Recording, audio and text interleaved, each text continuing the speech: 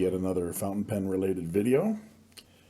I decided the other day that I have so many pens now that there's one pen that I have neglected to collect, and that is the Pilot Metropolitan. I've read about it a lot. I see it in size comparisons all the time, and although it isn't exactly the kind of pen that I think I would select over others, it bears looking at just to compare it with the pens that I'm reviewing. So I, on Amazon, ordered just a couple of days ago a Pilot Metropolitan. I got it for, gasp, $25. Don't lose your panties on this one. That's Canadian dollars, not US dollars. So $25, and I get it in a couple of days. And it has just arrived. So I'm going to do an unboxing and first impression of the Pilot Metropolitan. And of course, as always, we're going to speed through it. And there's the box. Cardboard box. I got the black plain one. Medium. As I understand it, that's a Japanese medium, so it should be finer, on the fine side of medium. We'll see. And let's open it up.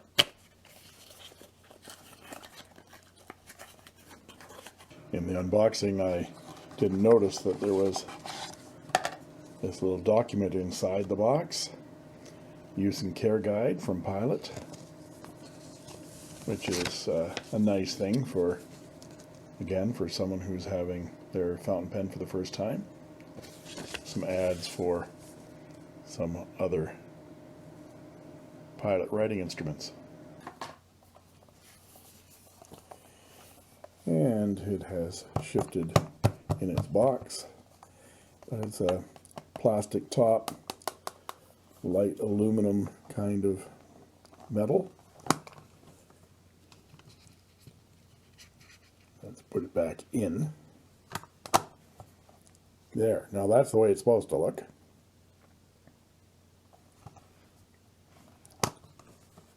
Open the top. And the pen is nestled in a small piece of foam. And there is a Pilot cartridge with what I assume is black. It is proprietary. I won't be using that. And here's the pen.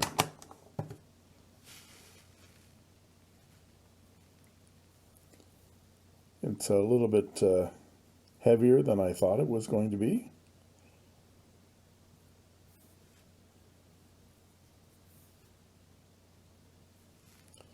Regular cigar shape, with Pilot Japan on the back of the cap. Regular kind of chrome clip band that seems to be very functional. And it is a click-on, click-off pop top.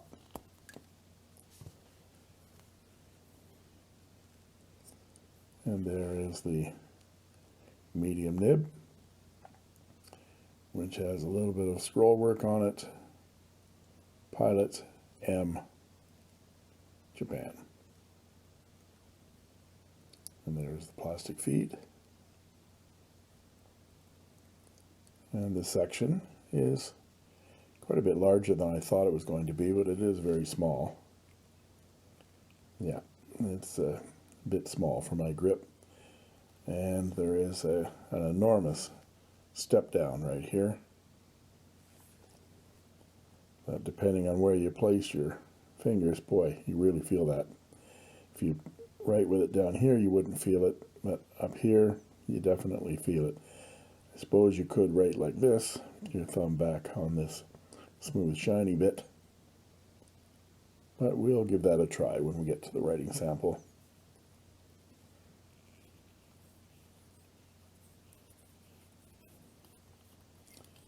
And do this, and It is the Pilot Aerometric converter. A little rubber bladder there.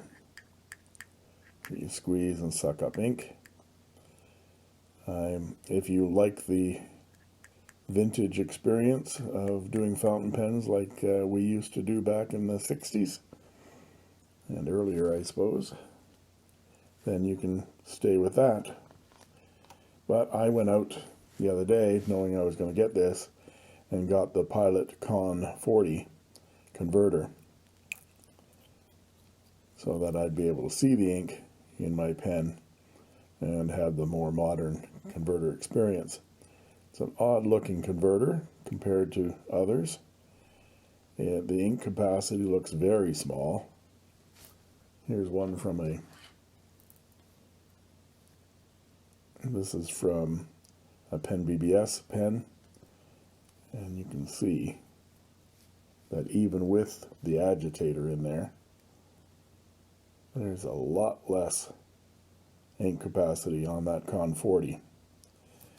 Apparently the other converters like the Con 90 will not fit into this pen, and standard converters don't fit into this pen either. So I'm going to be doing this. If I can find the pen around the camera. Put that converter in there. And we'll ink up the pen like this.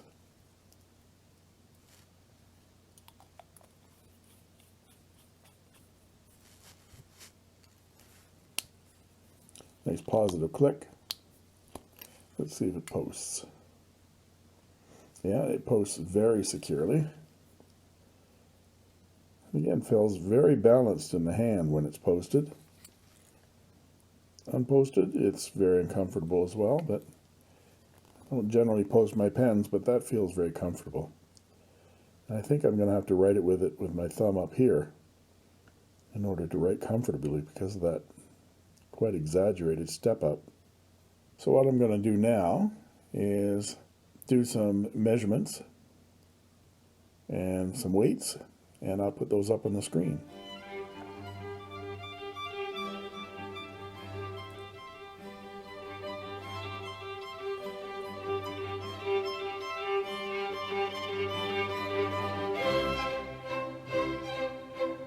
And let's do some size comparisons. Here's the Pilot Metropolitan with a Pen BBS 308, a Visconti Van Gogh, and a Faber-Castell Lume. Easily the smallest of those pens. Now I'm going to clean it out and ink it up and put nib and ink to paper. Okay, we're back for a writing sample. And I must say, when I filled this, when I first looked at that Con 40 converter, I thought the ink capacity was only that little bit there, but it actually goes all the way up to the top. So it's probably in the range of a standard international converter in terms of capacity.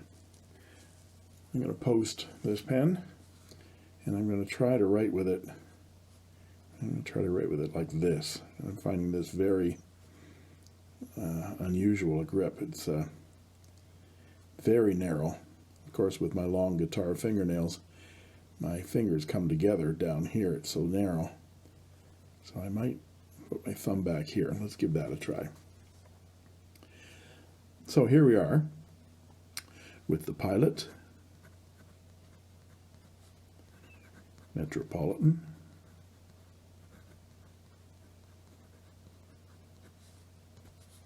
And this is a fine nib.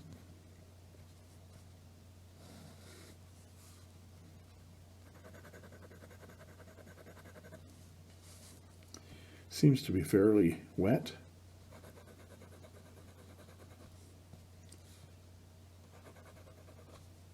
And it's very smooth.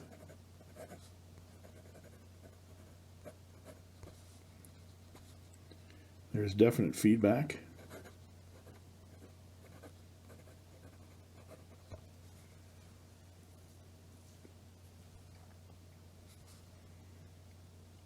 Let's do some writing.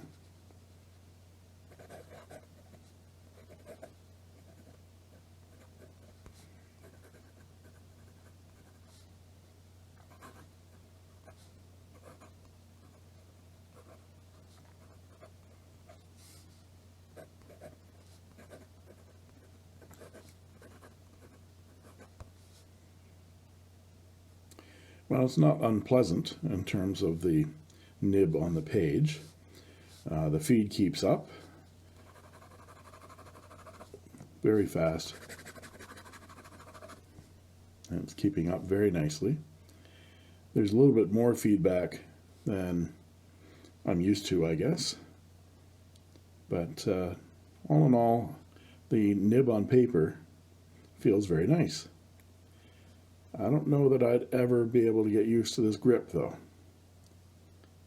I have to sort of relearn how to write, because I generally write like this, with my middle finger under the section and my thumb and forefinger almost touching. And that's just too small for me. So to write with this, I'd have to write with my thumb back here. But overall, I'm pleasantly surprised, actually, with the quality of this pen.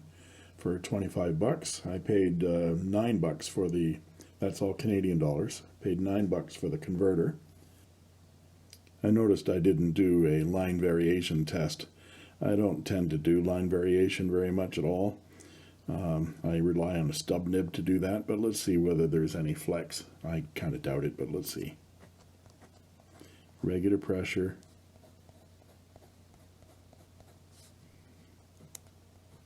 It's clicking while I'm doing that, so. And the nib is moving in the housing. So it's very stiff. There's almost no line variation when you push this nib. But it's a very nice, good looking, smart, attractive pen. I can see why people recommend it as your first fountain pen experience. I don't think it really holds its own with some of my better pens, in my Visconti or even my Pen BBS 308, which I'm finding is my everyday writer. But if you're going to take a pen with you that you didn't mind whether you scratched or dropped in the bottom of a bag or left in your car or something like that, this would be sort of a knock-around pen. I'm going to write with it for a while, and then maybe I'll do an evaluation. But until then, as always,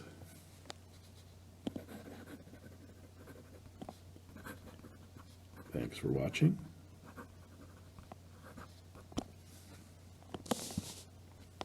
And that's all she wrote.